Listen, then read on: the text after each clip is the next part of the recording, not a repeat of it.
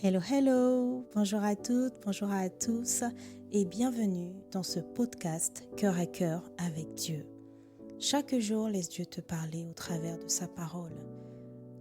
Dans ce podcast, nous partagerons des exhortations brèves, puissantes et guidées par l'amour pour t'aider à méditer les Écritures profondément, verset après verset, pour t'aider à guérir, à être éclairé, affermi, mais surtout, faire la rencontre de Dieu telle que tu ne l'as jamais connu, afin de vivre une relation intime et vivante avec lui. Alors installe-toi bien, dispose ton cœur, dispose ton environnement, dispose tes pensées. Nous entrons dans sa présence.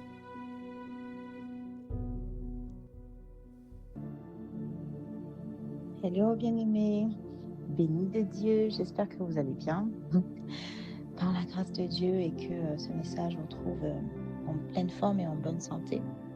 Je suis dans la joie en tout cas, j'ai souvent hâte de partager ce moment avec vous où nous parcourons les Écritures, où nous découvrons de nouvelles facettes de Dieu, mais surtout où nous recevons des instructions et des révélations de Dieu, nous montrant en fait ce que nous devons changer, ce que nous devons corriger et tout ce que Dieu veut déraciner en nous qu'il n'a pas planté. Alors nous voulons prendre le temps d'inviter le Saint-Esprit. Saint-Esprit, nous te recommandons ce moment. Te bénissons Seigneur, nous te rendons grâce parce que tu nous permets encore de plonger les regards dans les Écritures. Tu es le bienvenu, contrôle toutes choses, inspire s'il te plaît les pensées de ma bouche, les pensées de mon cœur, les paroles de ma bouche et inspire et touche le cœur de toute personne qui écoutera ce message. Ouvre son intelligence, ouvre aussi même mon intelligence alors que nous plongeons les regards dans les Écritures. Révèle-nous les choses cachées s'il te plaît, corrige-nous, guéris-nous, restaure-nous, exhorte-nous, forme-nous, guide-nous, transforme-nous s'il te plaît. Pour que notre cœur soit conforme à ton cœur, Seigneur, et pour que notre caractère soit conforme au caractère de Christ, chaque jour, au nom de Jésus-Christ. Amen. Nous allons lire la parole en version Nouvelle Français Courant, c'est notre version de base, et nous allons lire la parole dans Exode 28, du verset 42 au verset 43.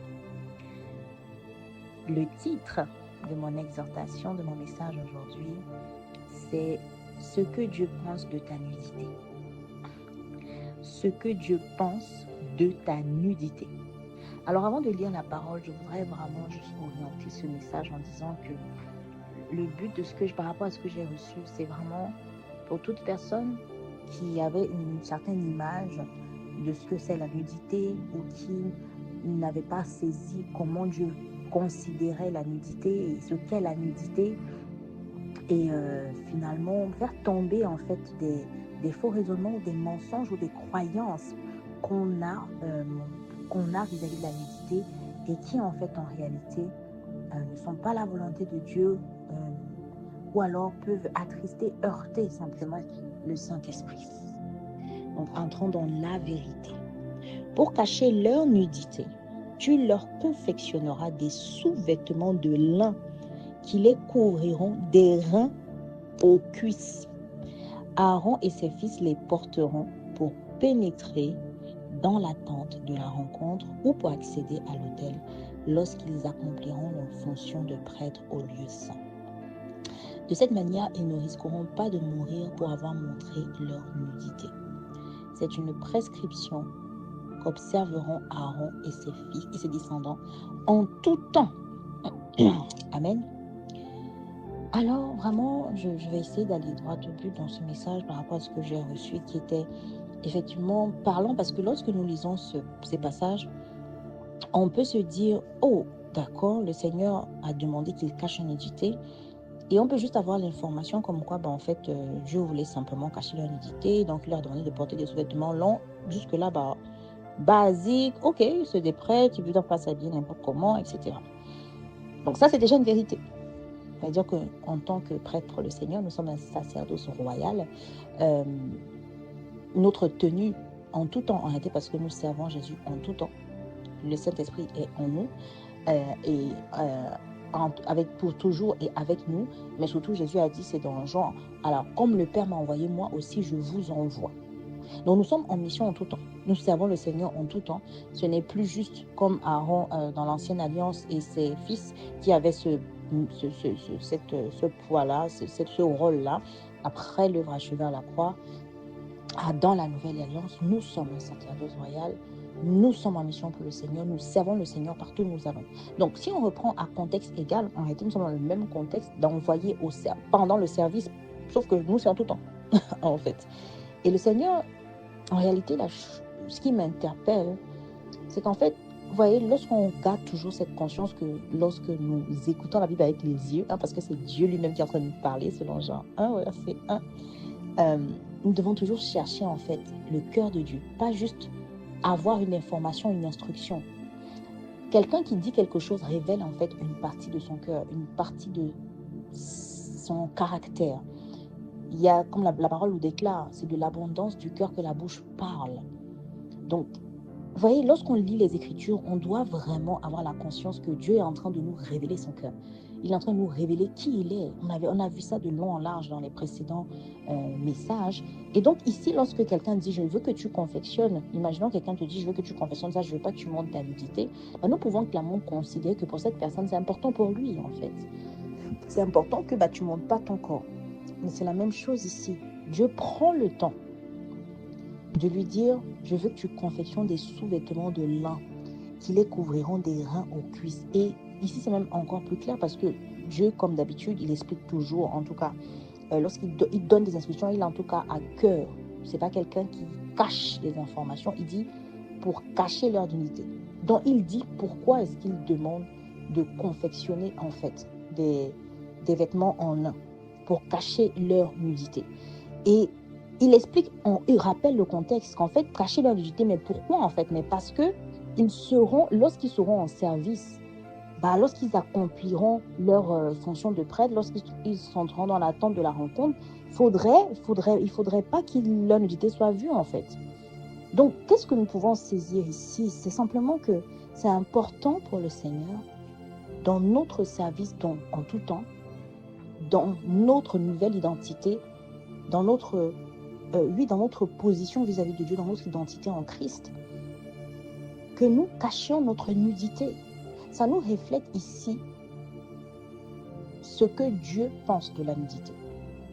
La volonté de Dieu est que nous cachions notre nudité. Bien aimé, il ne s'agit pas de quelque chose qu'il a dit seulement en l'ancien temps, parce que c'était Aaron et ses fils. Ça nous révèle son cœur. Alors, je ne sais pas si aujourd'hui tu te poses encore des questions sur... ou tu ne te poses peut-être même pas de questions sur le type de vêtements que tu portes, ou si c'est trop court, ou si c'est trop exposé au niveau de ta poitrine, je ne sais rien. Mais la nudité, c'est simplement tout ce qui va exposer tes parties intimes. Là, c'était des hommes, donc il a parlé de sous-vêtements en bas. Et regardez, on parle juste ici des sous-vêtements, parce qu'au-dessus, ils avaient des vêtements. Il parle des sous-vêtements pour vous dire à quel point il ne veut même pas prendre de risque. Les sous-vêtements, déjà, eux-mêmes, ça part des reins jusqu'aux cuisses. Donc, bien couverts, quoi. Donc, la Bible est claire, en fait. Quelqu'un pourrait se dire, mais c'est l'Ancien Testament. Non. Dieu est le même hier, aujourd'hui et éternellement. Il a révélé son cœur ici. Il a parlé. Il a dit, je veux que tu caches ta nudité. Ça nous donne une instruction, ça nous donne une information sur ce que Dieu pense de la nudité. Dieu ne veut pas qu'on expose nos parties intimes. Dieu, en tout cas, ne veut pas qu'on expose nos parties intimes et nous pouvons considérer que tout ce qui expose notre corps d'une certaine manière ne l'honore pas. Il n'est pas OK avec ça, ce n'est pas sa volonté. Si c'était sa volonté, il n'aurait pas parlé de ça. Il n'aurait pas pris le temps de dire, je veux que tu caches ta nudité. Ça veut dire que c'est quelque chose qui l'embête quand on expose notre nudité. Ça veut dire que les décolletés plongeants, la poitrine exposée, les cuisses dehors, ou même des mini vraiment, vous voyez, des jupes vraiment très mini, des vêtements en tout cas qui montrent des parties de notre corps assez intimes ou censées être cachées. Ça ne rentre pas dans la volonté de Dieu. Ce n'est pas une histoire d'exception que oui, mais moi, l'Esprit ne m'a pas interpellé dessus. Ici, c'est clair. Alors, si tu te poses encore des questions, ou si tu ne t'es jamais posé de questions, ce n'est pas la volonté de Dieu que tu fasses cela. Et nous savons déjà que le péché, c'est ne pas être c'est rater le but. Quand tu n'es pas dans la volonté de Dieu, tu pêches. Le péché, ce n'est pas forcément quand tu vas faire du mal à quelqu'un. Non, bien aimé. Lorsque nous regardons la table des correspondances dans la Bible, par exemple, la Bible Strong, le mot péché, en fait, signifie rater le but. Donc, quand tu n'es pas dans le but de Dieu, la volonté de Dieu, tu pêches. Alors, je ne sais pas si nous savions cela ou nous avions pris ça de cette façon, mais il y a bien des choses là, par rapport à la nudité, qu'il est temps qu'on arrête de banaliser, de se dire, oh, c'est pas grave, oh, c'est pas important. Dieu ne m'a pas parlé dessus. Si c'était important, il m'aurait parlé dessus. Dieu a déjà parlé dans sa parole. C'est à nous de lire. Et je bénis le Seigneur parce qu'aujourd'hui, tu écoutes ce message. Ce n'est pas la volonté de Dieu, et pour plutôt dire, tu pêches en exposant ta nudité. Oui, puisque tu n'es pas dans la volonté de Dieu. Alors je prie que ce message puisse te trouver avec un cœur disposé, un cœur ouvert. Et que si ça ne rentre pas dans ton cœur, tu puisses simplement t'humilier devant le Seigneur et lui demander la grâce de comprendre et d'accepter que sa volonté est que tu caches ta nudité. Si tu aimais t'habiller avec des vêtements vraiment très courts, des décolletés, ou tu aimais exposer les zones de ton corps, ou que c'est des choses tu t'es jamais posé la question, comme on l'a vu dans le précédent message, la manière dont on s'habille compte devant le Seigneur. Il est un Dieu de détails. On ne peut plus juste négliger comment on se tient, comment on s'habille. Et maintenant, il donne une précision supplémentaire. Pas de nudité. Alors, je prie vraiment que le Seigneur puisse ouvrir les yeux. Et lui qui crée en nous le vouloir et le faire selon son bon vouloir dans Philippiens 2, verset 13, qu'il puisse te donner le vouloir. Changer ta garde-robe progressivement si besoin. Mais que tu aies déjà la conscience que lorsque tu t'habilles, tu dois cacher ta nudité. Il n'y a aucun doute là-dessus. Le Seigneur n'aime pas cela. Il ne veut pas cela.